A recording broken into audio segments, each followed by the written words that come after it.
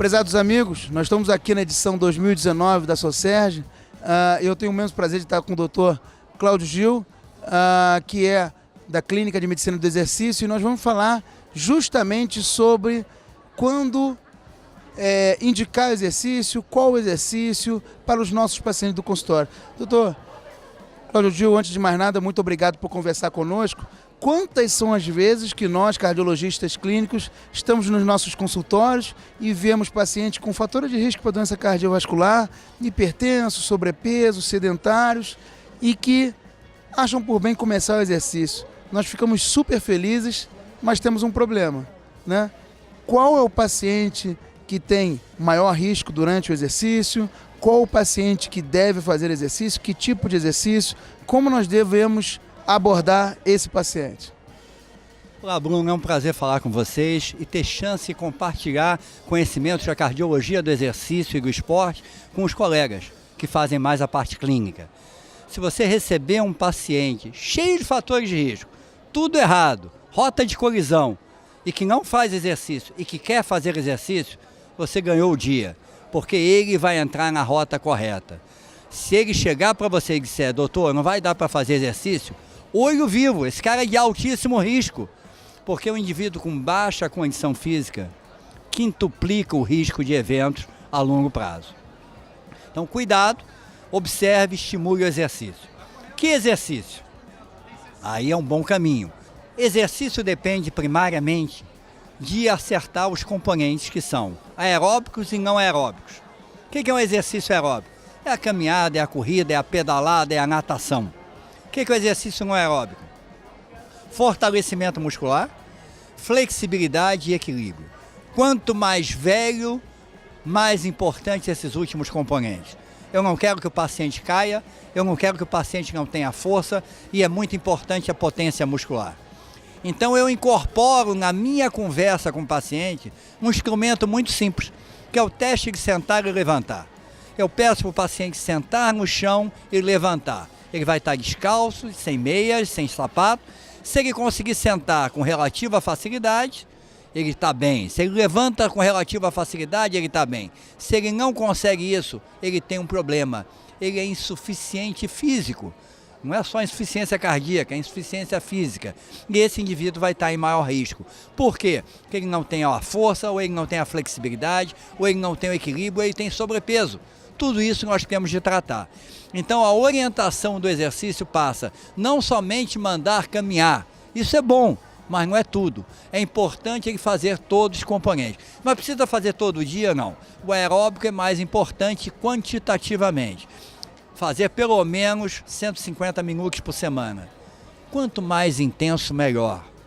Não fique muito preocupado com intensidade. Volto a dizer, o problema é não fazer exercício. Agora, oriente o paciente, está se sentindo bem, está ficando confortável com o seu exercício, provavelmente está em uma boa direção. E 2 vezes por semana fazer os outros tipos de exercício. Qual é o melhor exercício aeróbico e tal? Vale jogar? Vale.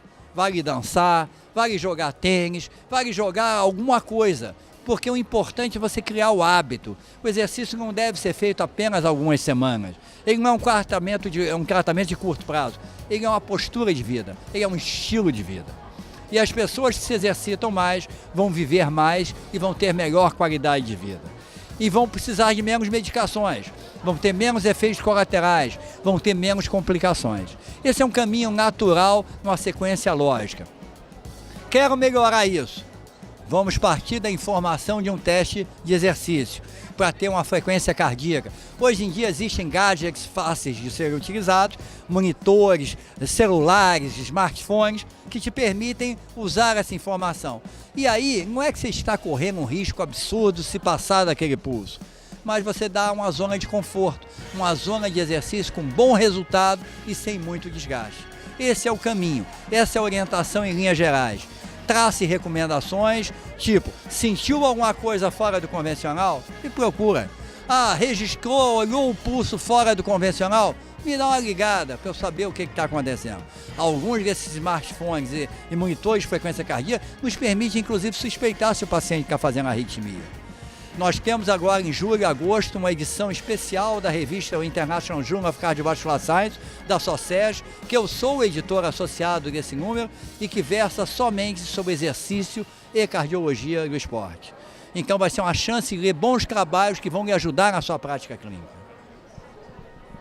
Agora, doutor Cláudio, todos os pacientes devem fazer eletrocardiograma de esforço, testes ergométricos. Quais os pacientes que, fazendo o eletrocardiograma de repouso, já fica suficiente para a gente pensar que esse paciente tem risco baixo de problemas durante o exercício?